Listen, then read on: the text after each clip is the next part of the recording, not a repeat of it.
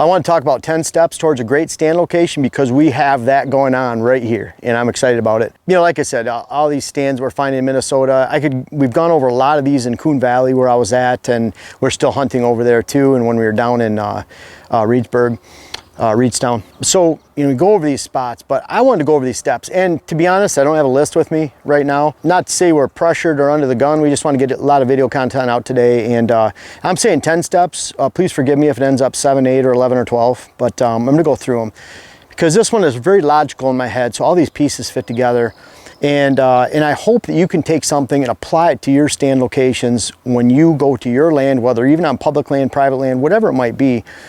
Because this one has it all as far as everything we look for in finding a perfect stand location, and I cannot wait to hunt it this fall. It can't come soon enough. So, number one, access.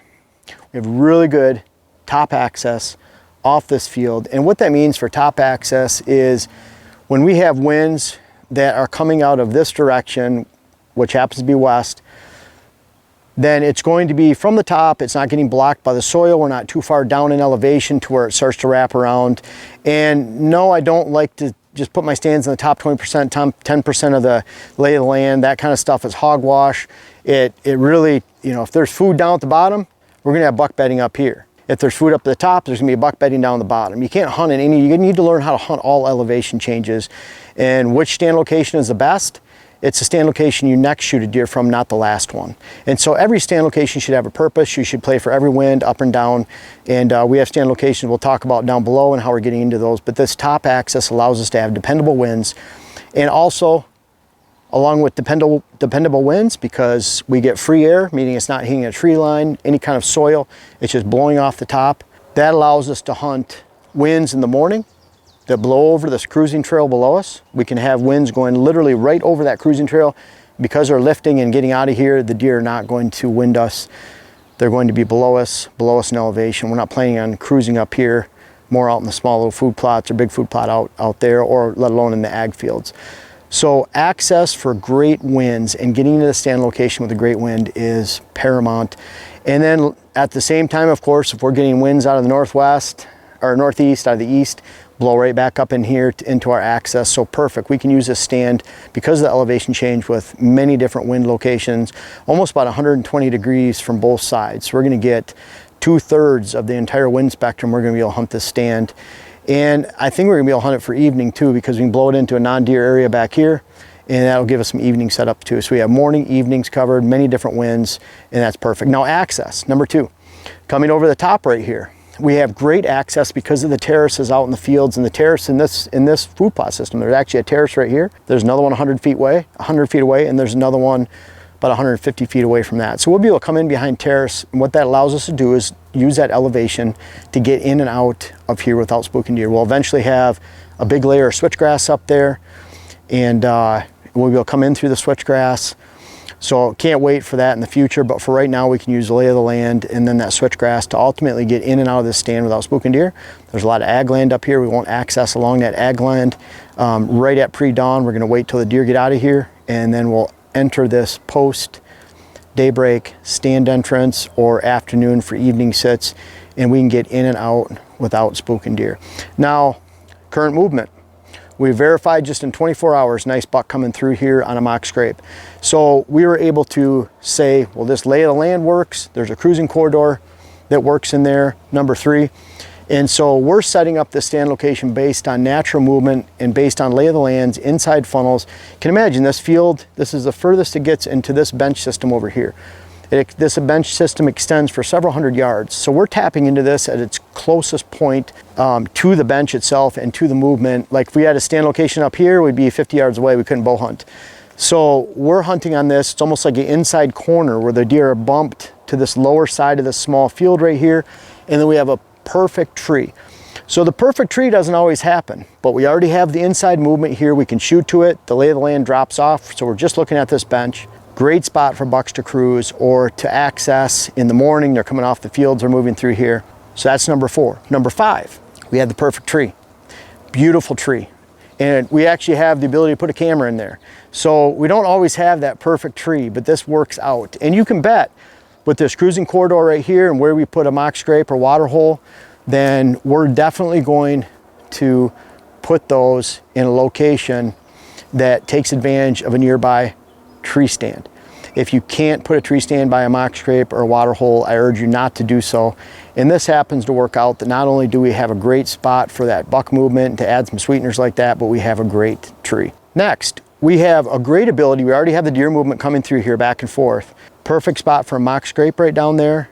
And then if we're going to add that, we might as well add a water hole, because it's a great spot for a water hole, meaning there's no other water nearby. We don't have water within this line of movement. So this water right here not only complements this stand location, but a stand location about 200 yards that way on the same line, and one about 150 yards this way, where we've already had pictures of Kermit and Lazy on in the past, and also Eileen. Eileen was there a little bit ago. People ask me why I'm naming bucks. So I've named bucks for years, going back to the kickstand buck in 2010. And then we had Diego that I shot in 2016. Last year, Diane shot the split brow. But by and large, we're working this as a team. And it got really confusing. I tried to stick to the wide 8, the big 8, the tall 8, the narrow 8. It got really, really confusing. No different than we're gonna have to come up with a different name for just the oak tree stand, because guess what? We have about 7 oak tree stands out here on this property. It gets really confusing. Which one's the big one? Which one's the medium-sized one? Which one's the narrow one, the tall one? It's no different. So we like naming the bucks something familiar with that area or the buck that helps us get to know them, because even if we named them numbers like they do in science, M132, that gets very confusing too, learning those numbers. So we have those plot sweeteners we can put in this location. They're near our stand locations. We have to be able to shoot those, and we have the perfect little bench and spot for a mock scrape that gives us about a 24-yard shot, 25-yard shot at most from this tree stand. It's not too close to the tree stand, and that's yet another point offering a perfect setup. Now, we have a lot of movement going side to side right here, but we also have an X movement, which is perfect. We have that X movement, which is another great point. That's where the mock scrape and water hole is. We have a really good option behind the camera to put another mock scrape. I normally don't do that, but they are both within shooting distance. And the reason for this one is I don't want a deer that's down in this to focus on coming right by the tree stand or too far away if he's coming out into this open field. I want to get a shot on him. So if we have a mock scrape there and a mock scrape there, they're only about 30 feet apart, and there's a natural trail that comes up and connects them. So we're going to be able to really define that movement from mock scrape water hole to mock scrape and then out. And that makes it so if we have our wind blowing this way, one more reason why we're setting this up for a perfect stand location. I believe I'm about on point number 8, maybe 7. So we have these sweeteners. We have an addition to add to the movement. So we have the X movement. We're taking deer in a location away from us. The stand location allows us to do that. That's yet another point. And number 8 or 9, we have a hunting plot right here, very small. But like I always talk about, it's not a hunting plot unless it's on the way to something else. So we have this small hunting plot. I don't even know if it's 1/8 of an acre. It's hidden by a terrace right here with brush and trees on it. And I can't see the next food plot because of the brush and tree right there. So we have this little location right here. It's on the way to big food plot strip right here. And then ag field after that, that's a diversity of this year of corn and alfalfa. So that's where you want those deer after dark. This spot represents a perfect, just outstanding staging area hunting plot where we're hunting this location on the pass-through. Deer feel very comfortable right here. It's actually below that terrace, so deer were just watching that window movement back and forth.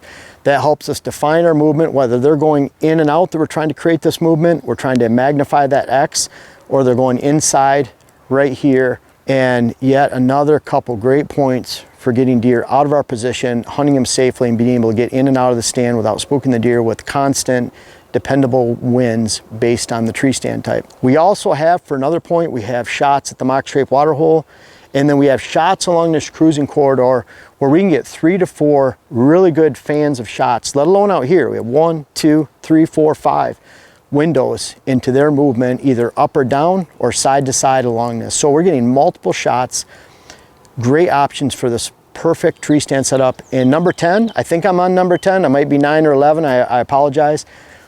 But something really cool with this location is we didn't have to clear a lot of vegetation. We already have the shot. It is June 29th. Like I've talked about, great time to clear a lot of brush. Deer have plenty of time to get used to it. We're gonna see how they react with the with the camera on the mock scrape. Like I said, we already had a decent buck. He looks like he could be 3, somewhere around there, coming into the scrape. And a doe came in, a couple does, just in less than 24 hours. So we're gonna see the impact of this cutting right here, and I'll report back to you on that, because a lot of times when I see there's a lot of cutting for shooting lanes in a case like this, then they come up. But we just had to clear those trees and limbs on this side, and then it was an open window right into their world. And you could see from back up here, it's like a little hole down there we're looking into, and that's perfect. And then we have that all the way along here. So not a lot of cutting to do, but what we did have to do, we got it done now, and that's a perfect setup. We can actually monitor this entire stand location. If I want to stick a cell camera down there, we're in a cell cam area to monitor movement. And so you can bet as it gets closer to the season, I'm going to have my cell cams in locations where I want to know that a buck is going by that tree stand at a specific time, and you can bet that I'm going to be in here to hunt them, if at all possible, as soon as possible, that I can get in here. And when HuntWise is telling me that that hunt cast is doing well, and telling us that the deer are going to be on their feet based on the forecast, and I can't wait. This tree stand location has it all. Those are my top 10 tips and setup tips for a stand location, a great stand location. Again, this one has it all, and we're trying to fit all 10 of those in every location. And I'll finish with this. In one of my books, I think it was my first book, the red book, might have been the brown book, but I talk about a stand location telling a story.